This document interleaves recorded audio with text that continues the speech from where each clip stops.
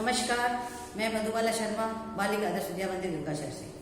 आज हम कक्षा 9वीं के हिंदी के कालांश में शब्द विचार के बारे में पढ़ेंगे, जो हमारे हिंदी का सबसे ज्यादा आधार है। यानी हिंदी साहित्य का जो सृजन का मूल आधार है वो शब्द है।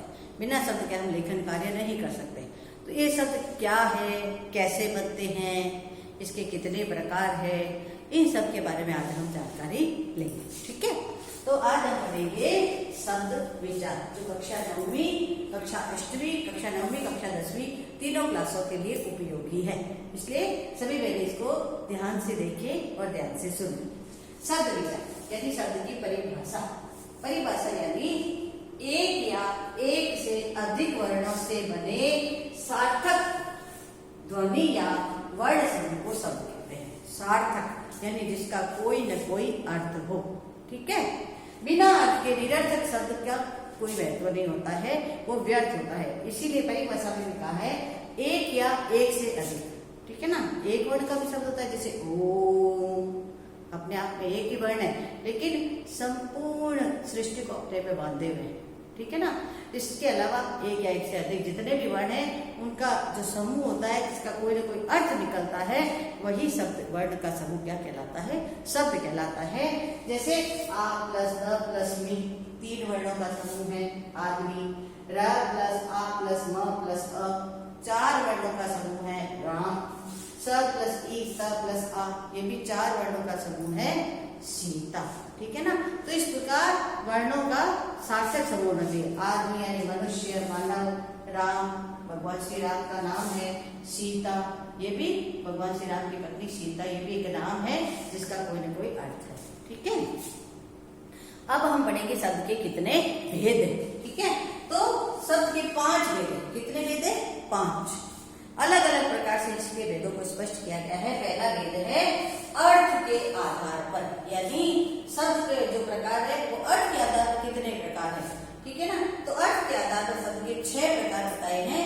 पहला है एकार्थी शब्द, यानी ऐसा शब्द जिसका एक ही अर्थ होता है, इसके अलावा कोई अर्थ नहीं होता, वो होता है एकार्थी।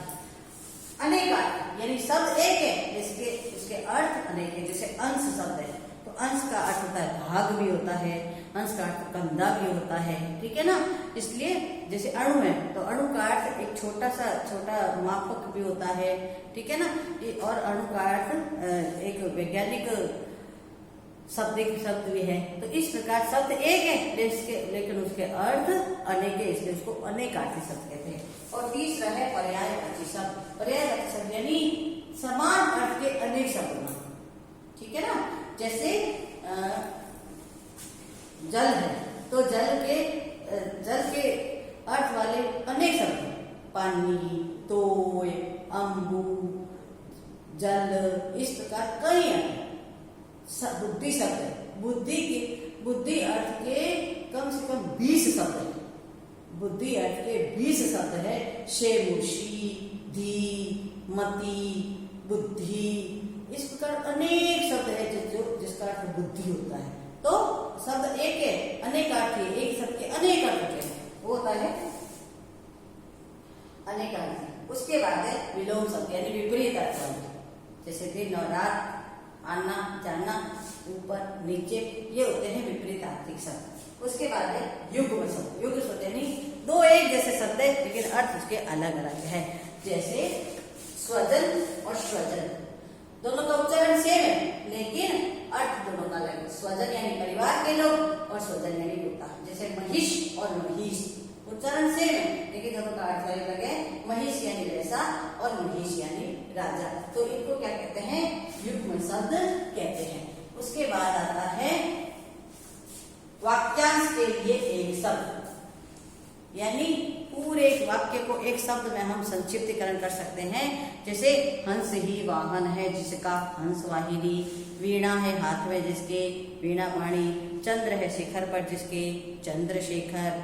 लंबा है उदर जिसका, लंबोदर। घन के समान काले है जो, घनश्याम। तो इस प्रकार पूरे वाक्यांश का जब एक शब्द होता है वो कहलाता है, जिसको इंग्लिश में कहते हैं वन वर्ड, और इसमें कहते हैं वाक्यांश के लिए एक शब्द। तो अर्थ के आधार पर कितने भेद बताए मैंने? 6।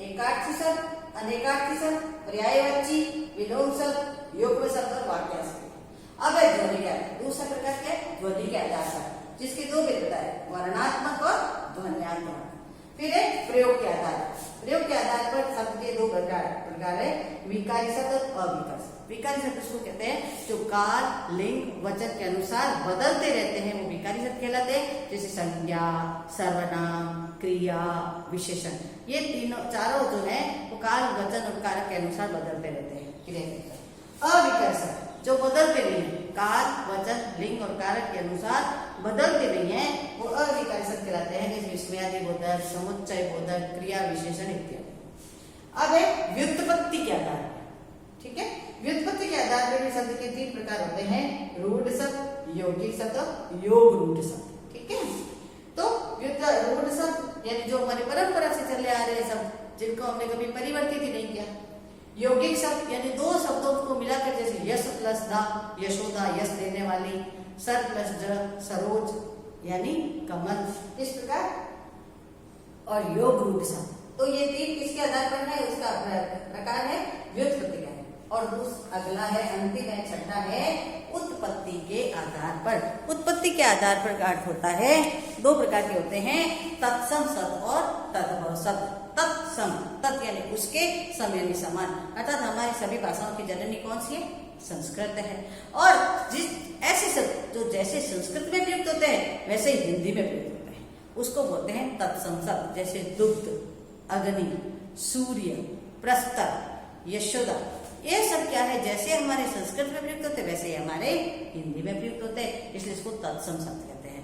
तद्भव दूसरा कौन सा प्रकार है, तद्भव यानी उससे बना हुआ, अर्थात जैसे संस्कृत में जो शब्द प्रयुक्त होता है, हमने अपनी सुविधा के अनुसार, हमारी भाषा की सुविधा के अनुसार हमने उसको बदल दिया है और उसका प्रयोग किया है। जैसे सूर्य को हम सूरज कहते हैं, अग्नि को हम आग कहते हैं, दुग्ध को हम दूध कहते हैं, ठीक है ना, यशोदा को हम जसोदा कहते हैं, प्रस्तर को हम पत्थर कहते हैं। तो इस प्रकार क्या होता है, तद्भव। तो हमने शब्द के आज भेद पढ़े, 5 भेद बताए थे मैंने।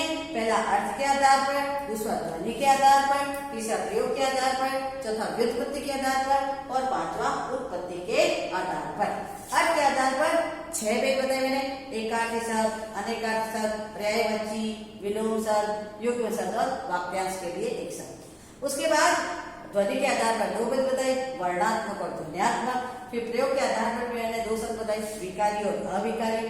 फिर व्युत्पत्ति के आधार पर 3 बताए, रूढ़ शब्द, यौगिक शब्द और योग रूढ़ शब्द। और अंत में उत्पत्ति के आधार पर मैंने 2 प्रकार बताए, तत्सम शब्द और तद्भव शब्द। तो इस प्रकार हमने आज के एक बार शब्द का स्वरूप पढ़ा है, शब्द के भेदों को पढ़ा है। अगले वीडियो में हम अर्थ के आधार पर जितने भी शब्द के भेद हैं उनके बारे में उदाहरण सहित समझेंगे। धन्यवाद।